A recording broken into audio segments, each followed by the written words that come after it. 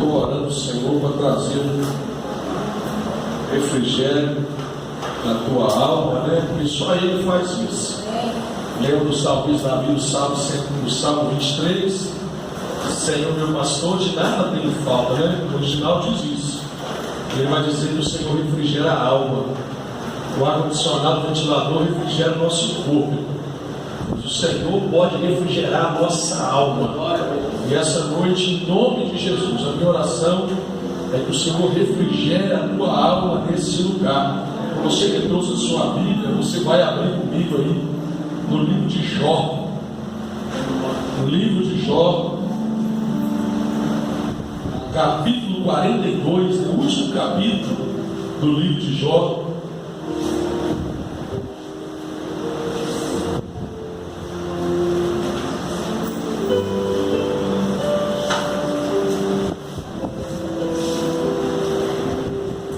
Glorificamos a Deus mais uma vez, né? Pessoas talvez que chegaram depois nós já vimos agradecido, né? Sejam bem-vindos em nome de Jesus. Jó 42, verso 1 ao 6, né? A primeira parte. Não a primeira parte, né? O texto todo. Jó 42, de 1 a 6, vai dizer assim: amém, irmãos? Amém. Então Jó respondeu ao Senhor: bem sei que tudo podes, nenhum dos teus planos pode ser frustrado. Quem é aquele, como disseste, que sem conhecimento encobre o conselho? Na verdade, falei do que não entendia, coisas maravilhosas demais para mim, coisas que eu não conhecia. Escuta-me, pois havias dito, e eu falarei. Eu te perguntarei e tu me ensinarás. Eu te conhecia só de ouvir, mas agora os meus olhos te veem. Por isso me abomino e me arrependo no pó e na cinza. Irmãos, o capítulo 42 de Jó é muito conhecido, né? Nos mostra a declaração que Jó fez e de que maneira Deus transforma a vida desse homem, de que maneira que Deus muda a sorte desse homem, né? Nós sabemos a história de Jó, uma das histórias mais conhecidas da Bíblia Sagrada, muito citada, né? Tudo aquilo que aquele homem enfrentou. Mas algumas coisas nos chamam a atenção nesse texto em questão. Nós vemos que Jó, ele chega um momento da vida desse homem que ele vai entender que os planos do Senhor não podem ser frustrados. Meu irmão, nós vivemos num tempo, eu não sei quantos aqui já leram um livro chamado Uma Vida com Propósito. Ele foi agora feito novamente, né, que antes era 40 dias, agora são 42 dias na nova versão, né? Ganhei esse livro de um irmão da primeira igreja batista de Laranjeiras, Vitória, que sempre ia na beira do caminho, né? Sempre participava conosco lá o Evaldo. E ele me deu esse livro, e esse livro tem falado, né, muito no meu coração. E quando nós olhamos a nossa vida, no nosso corre-corre, no nosso dia a dia, nossas decisões, há uma pergunta em todos nós. Quando nós estamos na adolescência, nós sempre perguntamos: para que eu nasci? Qual é o projeto de Deus na minha vida? Né? O que eu vou ser quando crescer? E por muitas vezes que nós queremos fazermos planos, nós projetamos, nós sonhamos, mas nós precisamos entender, querido, que por mais que não sei de que forma aconteça, mas na vida de todos nós chega um momento que nós entendemos que os propósitos de Deus é que não são frustrados. Os nossos, por muitas vezes nós projetamos, nós idealizamos situações, né, que nós queríamos viver, alcançar, mas o Senhor em seu infinito poder, nós devemos entender que nada foge do controle do Senhor. Então é imprescindível nós recapitularmos aqui rapidamente, né, quem foi esse homem chamado Jó. Quando nós olhamos a Bíblia falando de Jó, o livro de Jó trata do sofrimento humano. Nós vemos a história de um homem de virtudes invejáveis. Jó, ele tem virtudes que a Bíblia relata, que todos nós deveríamos almejar um dia ouvir da parte de Deus. Nós vemos que Deus, por 2 vezes, Ele vai dizer para Jó, para o Satanás, dizendo: você está vindo aí, de onde você está vindo? Satanás responde, de rodear a terra, passear por ela, e o Senhor faz elogios à vida daquele homem. É interessante que a Bíblia vai declarar que esse homem chamado Jó vivia na terra de Luz e era homem íntegro, era homem reto, temente a Deus e que desviava-se do mal. A Bíblia vai dizer que Jó teve 7 filhos e 3 filhos. A Bíblia vai descrever tudo quanto Jó tinha. A Bíblia declara que Jó tinha 7.000 ovelhas, 3.000 camelos, 500 juntas de bois e 500 jumentas. Era também muito numeroso o pessoal ao seu serviço, de maneira que esse homem, Jó, era o maior de todos do Oriente.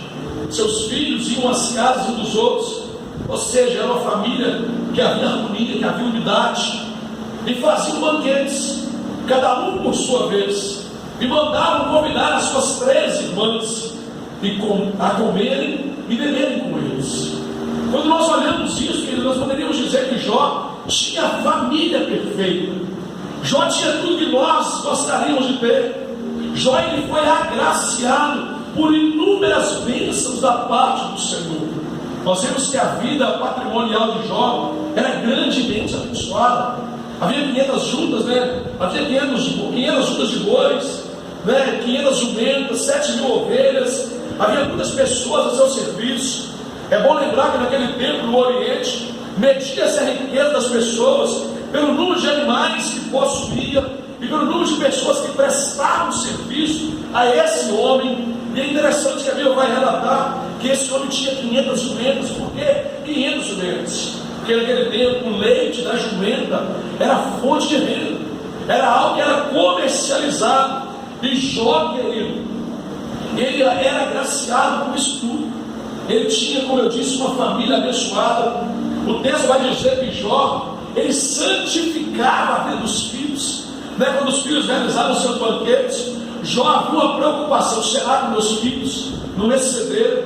Será que os meus filhos não fizeram algo que desagradou o Senhor? E a Bíblia vai dizer que Jó chamava os filhos, os santificava. Jó levantava-se de madrugada, oferecia uma calça, segundo o número de todos eles. Hoje em dia talvez tenham pecado os meus filhos e blasfemado contra Deus em seu coração. E a Bíblia vai declarar que assim Jó fazia de maneira contínua. Jó não fazia isso, meu irmão, às vezes na virada do ano, como nós vemos por diversas vezes pessoas que têm muito costume de ir na virada do ano para a igreja. Nós conhecemos pessoas aqui que tiveram a oportunidade de testemunhar isso. O Erivelto, irmão da Márcia, que está hoje lá em Portugal, ele declarou isso para mim um dia: pastor, eu era daquele que eu não tinha prazer de ir na igreja, eu tinha um costume na igreja de ir na virada de ano, apresentar o ano que iria se iniciar. Eu apresentava diante do Senhor. Mas quando nós olhamos a Bíblia, no livro de Jó, vai dizer que Jó tinha isso como um costume da vida dele. E aí, de repente, todos nós sabemos a história, as adversidades começaram a chegar na vida de Jó. A Bíblia vai dizer que Jó, ele recebe 4 mensagens, 4 homens que chegam para ele e dão mensagem que ele não gostaria de ouvir. Nós vemos que a primeira mensagem chega de repente um homem que vai dizer que os bois lavraram, as jumentas passeam junto a eles. De repente deram sobre eles os cabelos e os levaram e mataram os seus servos a fio da espada. Só eu escapei para trazer a nova. Jó recebe a primeira notícia de adversidade. De repente Jó recebe a segunda. Quando aquele homem ainda falava com Jó, o texto vai dizer em Jó capítulo 1, versículo 16, que o fogo de Deus caiu do céu e queimou as ovelhas e os servos, os consumiu. Só eu escapei para te trazer a nova. Quando esse homem ainda falava, veio outro dizendo que os camelos foram levados, mataram os servos. É só aquele homem também havia escapado. No versículo 19 é o pior de todos eles, que vai dizer que no versículo 18 vai dizendo que quando esse ainda falava, veio o outro e disse: estão os teus filhos e as tuas filhas comendo e bebendo vinho em casa do irmão primogênito. Eis que se levantou um grande vento lá do deserto e deu nos 4 cantos da casa, a qual caiu sobre eles e morreram. só eu escapei para te trazer essa notícia. E aí, quando nós olhamos a história desse homem, nós vemos um homem que começa a ter, um novo tempo. Nós vemos que a coluna do patrimônio que Jó tinha, que ele poderia se apoiar financeiramente, havia ruído. A família, que era o bem mais precioso e que trazia preocupação na vida dele, também já não existia mais os filhos. Mas aqui nós começamos a ver o procedimento daquele que sabe o Deus que serve. Eu quero dizer a você, meu amado, nessa noite, eu não sei quais foram as notícias, algumas eu deixei, quem compartilha, as notícias que talvez de semana chegaram para a tua vida, as adversidades, de que maneira o vento tem se levantado contra a tua casa, de que maneira você chegou aqui nessa noite. E aí nós vemos que diante de tudo aquilo que aconteceu, a Bíblia vai dizer no versículo 20 que Jó tomou uma atitude. Jó se levanta diante de toda aquela adversidade, ele rasga o manto, em sinal de pesar, em sinal de tristeza. A Bíblia declara que ele raspou a cabeça, era um sinal de luto, era um sinal de todo aquele que raspava a cabeça estava em luto por uma notícia, por algo de errado que havia acontecido. A Bíblia vai declarar que Jó lançou-se na terra, se humilhou, mas Jó adorou o Senhor. Meu irmão, eu quero te convidar nessa noite, ainda que o vento tenha soprado fortemente contra a sua casa, talvez tenha soprado contra a tua família, contra os teus negócios, mas o Senhor nessa noite te convida a se levantar e adorar o nome do Senhor. Nós vemos que Jó ele vai declarar que nu saí do ventre da minha mãe, nu voltarei. O Senhor o deu, o Senhor o tomou, bendito seja o nome do Senhor. E é interessante que a Bíblia vai declarar, meu irmão, que Jó em tudo isso não pecou, nem atribuiu a Deus falta alguma. Jó abençoou o nome de Deus. Jó se recusou ao pecado. Jó não atribuiu a Deus falta alguma que estava ali acontecendo. Foi o que eu disse no Salmo 23. Nas nossas vidas hoje vai dizer que o Senhor é o meu pastor e nada me faltará. Quando nós vamos olhar o original, vai dizer: o Senhor é meu pastor e de nada tenho falta. Existe uma diferença nisso aí. Eu declaro: o Senhor é meu pastor de nada, e nada me faltará. Poderia ser uma declaração de triunfo, que o Senhor vai prover todas as coisas. Mas como o salmista Davi, ele vai declarar: o Senhor é meu pastor e de nada tenho falta. Ele está querendo, em outras palavras, dizer: existem muitas situações que eu queria que acontecesse, que ele não aconteceu, mas o Senhor, como meu pastor, ele é meu supridor. Ele supre as minhas necessidades. O que é essencial eu tenho. Ele é o supridor da minha vida. E aí nós continuamos na história de Jó, e todos nós sabemos que Jó, ele foi acometido de uma enfermidade, diante de tudo aquilo que Satanás propôs, dizendo que ele conservava a integridade, porque ele ainda tinha saúde. Mas a Bíblia nos mostra que Jó, naquele dia, Satanás saiu da presença do Senhor e feriu a Jó de tumores malignos, desde a planta do pé até o alto da cabeça. Jó sentou-se em cinza e tomou um carro para com ele rapar-se. Nós vemos que Jó ainda havia perdido tudo nesse momento. O patrimônio já não existia. Os filhos, que é a maior riqueza, que a Bíblia vai dizer que são herança para a nossa vida, já não existiam mais. Mas Jó, mesmo diante de tudo que ele perdeu, Jó buscou o conforto, buscou o consolo. Diria eu nessa noite, aquele caco de telha, aquele caco de barro, que Jó usou para se coçar, alguns acreditam que é um pote de barro que se quebrou, era o conforto da vida daquele homem. Você sabe o que eu quero dizer com você nessa noite, meu irmão? Muitas coisas podem acontecer na vida cotidiana, na tua vida familiar, mas nós nunca podemos perder o consolo da parte de Deus. O que consolava aquele homem era aquele caco de barro, era aquele pedaço de telha, diria eu, ou um pedaço de pote de barro que confortava aquele homem. Nós temos que entender que ainda que as adversidades batam na nossa casa, nós jamais podemos perder o nosso Consolador. O Espírito Santo ali representa aquele caco de barro que trazia conforto na vida de Jó. E aí nós vamos ver que a história continuou. De repente chegam os amigos de Jó, Alguém pode dizer: será que eles eram amigos? Alguém vai dizer, amigo desse tipo é amigo da onça.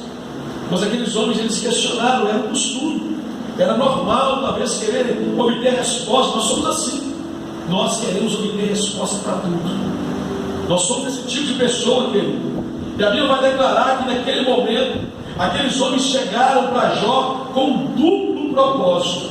Eles tinham o propósito de condoer-se com Jó. A palavra condoer significa chorar, lamentar.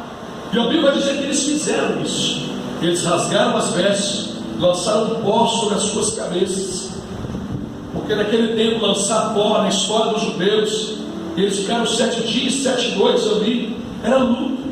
Eles estão dizendo, Jó, nós estamos aqui, nós estamos contigo, estamos sofrendo contigo. Mas o segundo propósito para qual aqueles homens foram ali, que era consolar Jó, eles não cumpriram. Eles não cumpriram, sabe por causa de quê, meu irmão? Porque Jó lhe deu brecha. Aqueles homens, a Bíblia vai dizer que eles ficaram 7 dias e 7 noites e não falaram palavra alguma, porque eles viram que a dor de Jó era muito grande. Mas no capítulo 3 vai dizer que Jó então passou a falar. E Jó dá brecha quando ele começa a amaldiçoar o dia do seu nascimento. E ele declara em Jó 3:3: pereço o dia em que nasci, e a noite em que se disse, foi concebido um homem. Meu irmão, por muitas vezes nós damos brecha, nós falamos o que não deveríamos falar, nós vacilamos em nossas palavras. E aí, quando nós vemos isso, aqueles homens aproveitaram a palavra de Jó, um homem que até então era conceituado como um homem que desviava-se do mal, um homem que não atribuía a Deus falta alguma. Mas de repente o Senhor me fala: o dia que eu nasci seja maldito. Seja maldito o dia que declarou que uma mulher deu à luz a uma criança. E aqueles homens chegaram ali porque eles entendiam o seguinte, como muitas vezes nós também entendemos. Mas nós entendemos o seguinte, que Deus recompensa os bons e castiga os maus. E para aqueles homens, se Jó estava sofrendo, é porque havia pecado. Nós também temos essa tendência. A pessoa está passando um momento de adversidade, a gente fala: tem pecado no negócio aí. Está pecado, está em pecado, tem um erro, o que fez? Aí a gente fala: a mão de Deus está pesando. Meu irmão, nós não aguentamos nem o dedo de Deus na nossa vida. Não tem esse negócio de dizer a mão de Deus está pesando. Deus não pesa a mão, meu irmão. A Bíblia diz que Deus repreende a todos quanto ama. Ele repreende, meu irmão, não para nos fulminar, porque se Deus pesar a mão dele, que a Bíblia vai dizer que ele na palma da mão segura as águas do mar. Imagina essa mão poderosa pesando sobre a nossa vida. Nós seríamos fulminados. Mas Deus, ele permite situações para nos trazer para o lado dele. E aqueles homens então, eles chegam ali e eles começam a entender: Jó pecou, mesmo que tenha sido em segredo, mas Jó pecou. E nós sabemos que eles travaram um longo diálogo. Um vinha, questionava, o outro vinha e queria justificar. Jó naquele momento entra em contenção com Deus. Jó começa a entender que é impossível responder a Deus. Jó começa a protestar contra a severidade de Deus. De repente chega alguém e declara que Jó estava em iniquidade. O outro vai dizer Jó, quando no capítulo 19 de Jó, sabemos nós que ele declarou aquilo que nós também devemos declarar. Jó vai dizer em Jó 19:25: porque eu sei que o meu Redentor vive, e por fim se levantará sobre a terra. Quando eu vejo Jó declarar isso aqui, Jó conhecia o seu Redentor, porque ele vai responder o porquê, é resposta. E ele vai dizer que o Redentor que ele tinha era um Redentor pessoal. O Redentor que ele acreditava não era o Redentor da vida da irmã Meire Ruth, não era o Redentor da vida do irmão Serginho, não. Ele vai dizer: eu sei que o meu Redentor.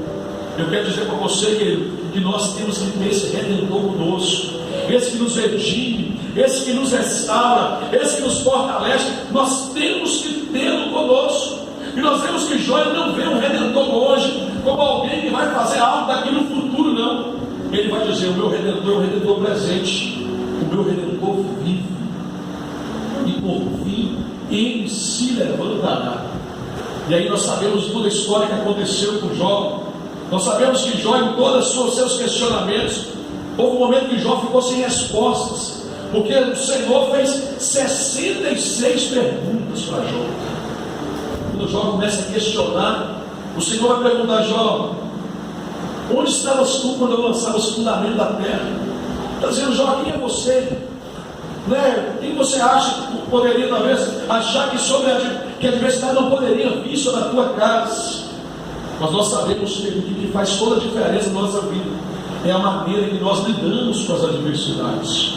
Jó soube lidar, ainda que ele falou que não deveria, mas nós sabemos que houve um momento da vida de Jó, depois de Deus ter falado com ele. Eu não sei se você tem ouvido a voz de Deus ao longo da sua caminhada, mas é imprescindível nós entendermos o que Jó entendeu no texto que eu li, quando Jó vai dizer: eu sei que tudo podes, nenhum dos teus planos pode ser frustrado. Jó fez declarações maravilhosas sobre Deus. Nós também devemos fazer declarações sobre o Senhor, sobre as decisões a respeito da nossa vida espiritual. E a primeira coisa que Jó precisou passar por tudo aquilo para aprender. Eu não sei se você talvez tenha vivido algo semelhante, mas eu quero te levar nessa noite a aprender uma verdade espiritual. A primeira verdade que Jó entendeu aqui: Deus tem um propósito, e nós precisamos buscar discernimento para vivermos os propósitos de Deus. Como eu disse no início, nós achamos que nós temos um propósito, mas nós devemos entender: Senhor, qual é o teu propósito para comigo? Versículo 2, Jó declara: bem sei que tudo podes, e nenhum dos teus planos pode ser frustrado. E para que nós possamos compreender quais são os propósitos de Deus, nós temos que buscar a presença do Senhor. Porque se nós formos vivemos de maneira natural, vivemos a vida aqui como coincidências. Não existe coincidências na vida, querido. Não existem situações que ao acaso aconteceu. Nós não cremos no acaso. Diria alguém que nós cremos no Jesus-incidência, né? Todas as coisas que operam são propósitos de Deus. E eu quero te dizer nessa noite: é tempo de nós buscarmos o propósito de Deus, buscar vivê-lo. E de que maneira nós vamos buscar? Se você quiser abrir comigo aí, abre em 1 Coríntios 2. 1 Coríntios 2, versículo 14. Olha o que a Bíblia Sagrada está nos dizendo nessa noite.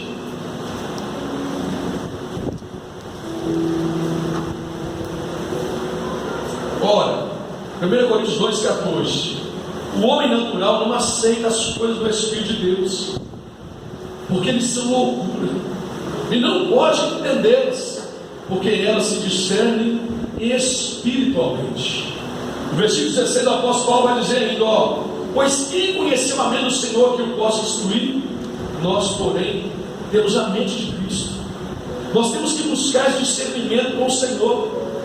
E a Bíblia vai dizer que existe o dom do discernimento, e nós temos que buscá-lo para podermos entender que Deus tem um propósito para a nossa vida. Aí você pode perguntar: pastor, mas como é que eu vou fazer isso? Como viver o projeto da parte de Deus? Jó nos traz resposta nesse texto. Olha o que Jó declara no versículo 3 de Jó 42 aí: quem é aquele, como disseste, que sem conhecimento encobre o conselho? Na verdade falei do que não entendi, coisas maravilhosas demais para mim, coisas que eu não conhecia. Você quer entender os propósitos de Deus, querido? Você quer viver o projeto da parte de Deus para a tua vida? Reconheça, declare a tua limitação ao Senhor. Reconheça que Ele é Deus e que você é alguém que carece do amor dele.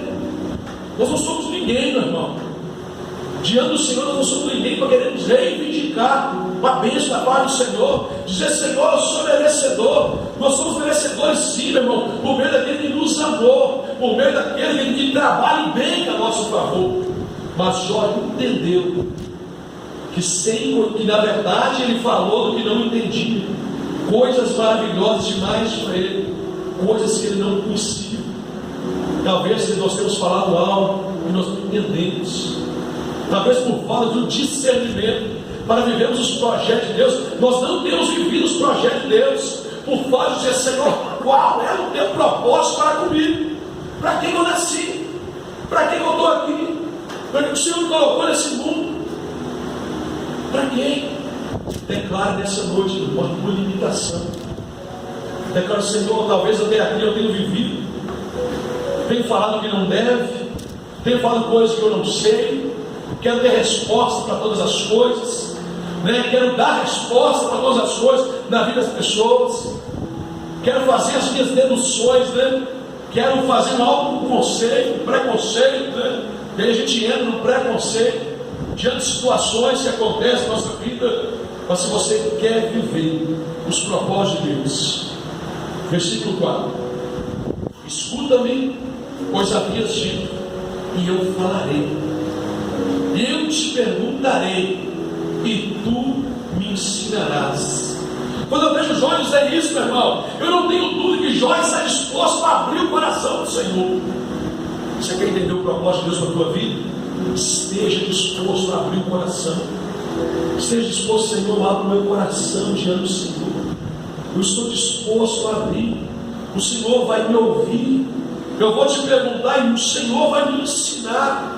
Meu irmão, saia daqui nessa noite com um único desejo no teu coração: ouvir a voz de Deus, direcionar a tua vida, para que você encontre o propósito para o qual você foi chamado. Porque eu não tenho dúvida, você não é obra do acaso. Eu mandei mensagem para algumas pessoas nessa semana dizendo que nós não somos obra do acaso. Existem muitas pessoas que são fruto, ou seja, não é projeto de Deus. Ou seja, por exemplo, a criança que está vindo aqui na venda na ilha, não era projeto nosso, mas é projeto de Deus. A Nina está aqui, não era projeto nosso, mas foi projeto de Deus. Nós temos que entender isso. Ainda que a nossa família não tenha projetado, mas Deus sonhou conosco, Deus nos projetou, meu irmão. É tempo de nós abrirmos o coração para vivermos os projetos dele.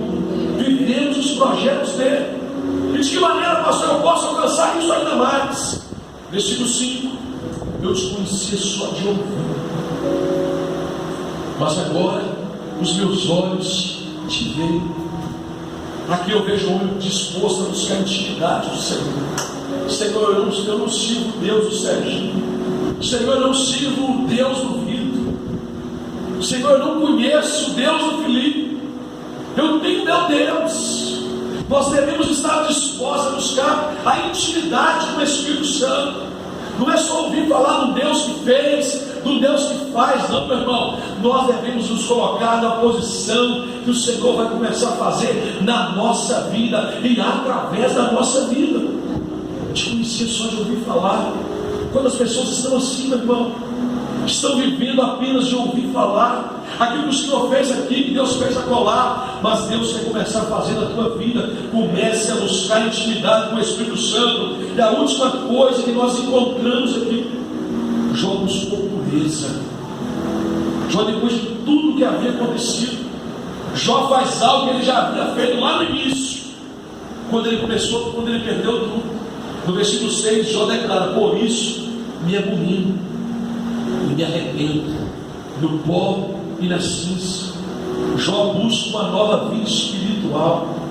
Jó se humilha na presença de Deus, dizendo: Senhor, eu quero ter intimidade com o Senhor. Até aqui eu falei do que não devia, eu trouxe convicções que não serviram para nada. Até aqui eu vivi sem propósito, mas nesse momento eu me arrependo. Meu irmão, o Senhor está disposto a trabalhar numa igreja que está disposta a se arrepender, a buscar a pureza, a buscar esse novo tempo diante do Senhor.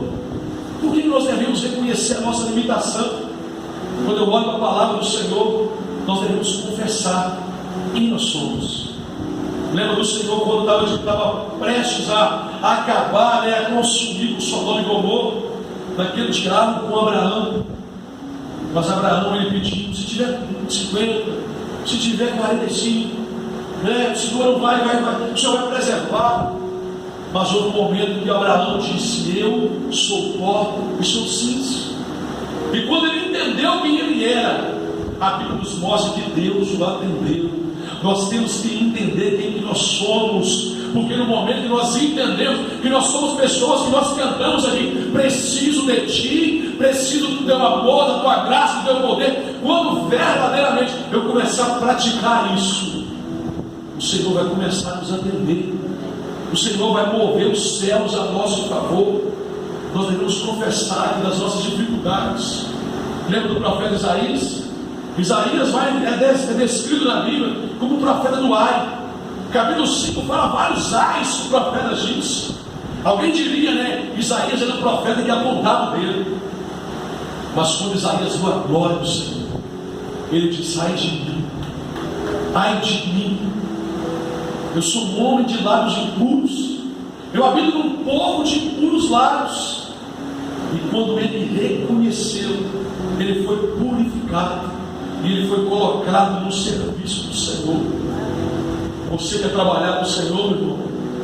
Nós precisamos reconhecer que nós dependemos dele. Nós precisamos reconhecer quem nós somos. Lembra do apóstolo Pedro? A Bíblia vai dizer que Pedro, ele é visitado por Jesus às margens do mar da Galileia. E de repente Jesus pega o barco emprestado de Pedro. Jesus se assenta naquele barco e começa a ensinar a multidão. Eu queria estar lá, meu irmão. E Jesus começa a ensinar a multidão. De repente Jesus olha aqueles discípulos que haviam pescado a noite toda e nunca tinham. E Jesus, depois de ensinar durante muito tempo, ele fala para os discípulos: lança a rede ao mar. E ele vai dizer: Senhor, tentamos a noite inteira, pescamos a noite inteira e nós não pegamos nada. Mas sobre tua palavra eu vou lançar as redes. E como é que foi a colheita, meu irmão? Como é que foi a pescaria? Como é que foi a pescaria, meu irmão? A pescaria foi abençoadíssima. E quando aquilo aconteceu, o Senhor mostrando o que faria na vida de Pedro, de repente o Senhor vai dizer para Pedro: Pedro, agora tu não serás mais pescador de peixe, tu serás pescador de homem. E sabe como é que isso aconteceu? Porque no versículo 8, a Bíblia vai dizer que Pedro ficou tão empolgado e tão admirado, com tanto temor daquilo que o Senhor havia feito naquela pescaria, que ele disse: Senhor, eu sou pecador, afasta de mim, Senhor, eu sou pecador. E quando ele reconheceu: sou um pecador, o Senhor falou: agora serás pescador de homens. Eu vejo isso na palavra do Senhor, meu irmão. Todos os homens que reconheceram a sua limitação foram abençoados. Lembra do filho, né, pródigo, chamado filho pródigo? Saiu de casa, enviou os pés pelas mãos, mas houve um momento que ele entendeu. Quando ele volta: eu não sou chamado, eu não sou digno, pai, de ser chamado teu filho. Mas a Bíblia vai dizer em Lucas 15 que o seu retorno para a casa do pai foi uma grande festa. Porque quando nós arrependemos e reconhecemos, Deus está tudo preparado. A Bíblia vai dizer que o anel foi colocado no dedo, a sandália foi colocada nos pés. E algo que me chama a atenção, que quando o pai pega o serviçal, vai dizer: trazei o novilho cevado. Em outras palavras, traz aquele que está sendo preparado. Meu irmão, quando nós reconhecemos, Deus é propício à nossa vida. Para nós encerrarmos, em Lucas 18 fala da oração do publicano e do fariseu. Os dois foram para o templo, era costume judaico, era costume ir para o templo fazer orações. E vai dizer em Lucas 18 que ali havia dois homens, né, que era o fariseu e o publicano. E aqueles homens que eles começam a orar. E algumas coisas nos chamam a atenção aqui, né, no contraste da oração daqueles homens. Lucas 18, versículo 11 vai dizer que o fariseu estava em pé. Ele orava de si para si mesmo dessa forma: ó Deus, graças te dou, porque não sou como os demais homens, que são ladrões, que são injustos, que são adúlteros, nem ainda como este aí, publicano. Eu começo a imaginar, meu irmão, é como se tivesse dois aqui, um quietinho, e o outro que talvez orava eloquentemente, bem. Ele dizia: ah, Senhor, eu sou um cara, eu não sou como esse aí, eu não sou como esse publicano aí. Eu jejuo 2 vezes por semana, eu dou um dia de tudo quanto eu ganho. Quando o versículo 13 vai dizer que o publicano, de pé, mas longe, ele não ousava nem ainda levantar os olhos ao céu, mas batia no peito dizendo: ó Deus, ser propício a mim, pecador, ser propício a mim, pecador. E no versículo 14 me dá a convicção que o publicano saiu dali justificado para sua casa. É tempo de nós começarmos: Senhor, qual é o teu propósito? Eu estou aqui, cumpra o teu propósito. propósito em mim. Meu irmão, nós estamos caminhando no final, né? Foi até além, né, daquilo que eu queria. Eu estava ali, irmãos, e numa hora antes de vir pregar a palavra, eu ia pedir para alguém assim: meu irmão, seja o meu sinal aí, me faz sinal, já faltando 10 para as 9, ou 15 para as 9. O Espírito Santo disse no meu coração: sou eu que dirijo a tua vida. Amém, glória a Deus. Mas como eu ajudei, sou eu que dirijo a tua vida. E nós vamos adorar o Senhor como um farol que brilha à noite. Eu quero ser usado. É o Senhor que dirige a nossa vida. E nós vamos nessa noite dizer: Senhor, qual é o teu propósito? Eu quero cumprir o teu propósito. Amém? Vamos adorar o Senhor. Oh Deus, santo é o Senhor, Deus. Aleluia, Senhor. Saiu.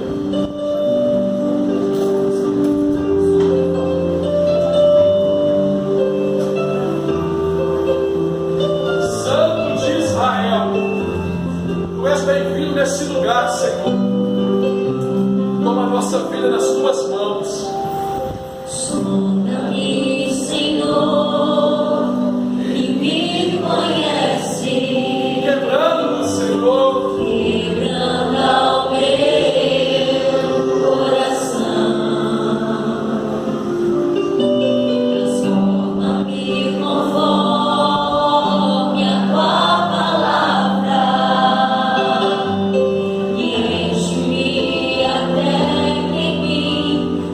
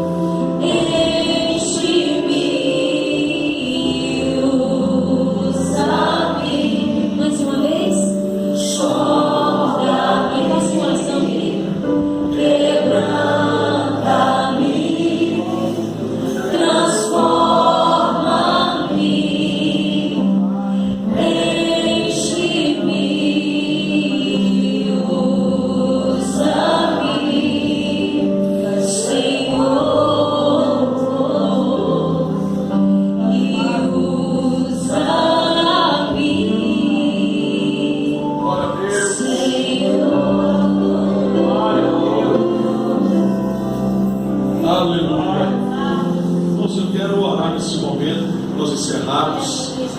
E o texto diz que Jó declarou que eu conheci o Senhor apenas de ouvir falar.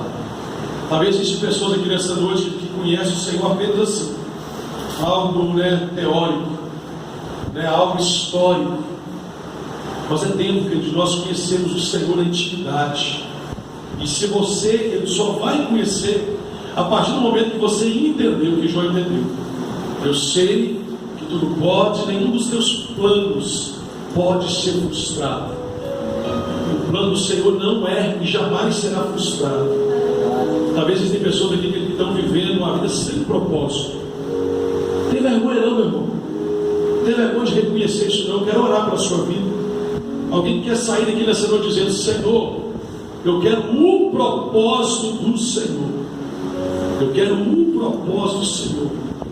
Porque às vezes nós escolhemos a carreira, nós escolhemos um companheiro, nós escolhemos a igreja para reunir, nós escolhemos a cor do carro, o carro que nós podemos comprar, nós escolhemos muitas coisas. Mas escolher o propósito de Deus, meu irmão, não adianta ir, porque vai andar na contramão do Senhor. Existe alguém que nessa noite que reconhece: Senhor, eu quero o teu propósito, eu quero orar pela sua vida. É um novo tempo na vida dessa igreja. Nós vamos viver os propósitos de Deus. Nós não vamos viver aqui os propósitos do homem, do alto do bem. Nós temos orado para vivermos os propósitos de Deus. Se existe alguém, sai do seu lugar. Eu quero orar por você. Mais uma vez, depois nós estaremos encerrando o trabalho do Senhor. Se alguém convém, em nome de Jesus. Glória a Deus. O Senhor conhece como anda, como estás. Ó Deus, e aquilo que o teu filho mais almeja. E nesse momento, ó Deus, eu o apresento ao Senhor. De igual forma, Deus, eu apresento a vida do irmão Lucas. Apresento, ó Deus, a vida da irmã Irene. Apresento a vida do irmão Ronildo. Apresento a vida do irmão Felipe. Pai, os teus filhos estão aqui nessa noite, Pai. Ó Deus, se os teus filhos têm um desejo, ó Deus, de viver os projetos do Senhor. Ó Pai, os teus filhos querem ir aonde o Senhor vai levar. Os teus filhos querem falar aquilo que o Senhor quer que eles falem. Os teus filhos, ó Deus, querem realizar aquilo que um dia o Senhor os chamou para realizar. E no nome de Jesus, eu creio que o Senhor há de honrar a decisão, o reconhecimento e essa entrega dos teus filhos nessa noite. E a minha oração nessa hora é que o Senhor venha aperfeiçoar, que o Senhor possa transformar os céus e que o Senhor, de maneira singular, derrame a unção dobrada na vida dos teus filhos, para a glória de Deus Pai. Nós oramos, nós apresentamos ao Senhor, no nome de Jesus. Amém e amém. Glória a Deus. Pode falar no seu lugar. Nós, eu quero apenas lembrar os irmãos que nós não temos um aviso aqui à noite. Terça-feira, irmãos, esqueci de dizer pela manhã, a Thaís deu aviso. Terça-feira, o culto que nós temos aqui na igreja, ou às vezes em algum lugar, ele será lá na Igreja Batista Sinai, lá na Barra Preta. É um culto de lançamento da campanha de missões regionais, e da nossa Igreja Batista, da nossa região, da nossa cidade interior, Eu estarei lá ministrando a palavra do Senhor, e os irmãos da associação, se você puder levar uma garrafinha de chá, de café, um leitinho queimado, para ver um momento de confraternização. A irmã Maria me ligou me pedindo para transmitir o recado. Amém? Abra sua mão, que o amor de Deus, o nosso Pai, a graça salvadora de nosso Senhor e Salvador Jesus Cristo, e a doce comunhão do Espírito Santo seja sobre a igreja, desde agora e para todos sempre. Que a igreja diga amém. Recebe aí, irmão, e abençoe a vida do seu irmão, em nome de Jesus.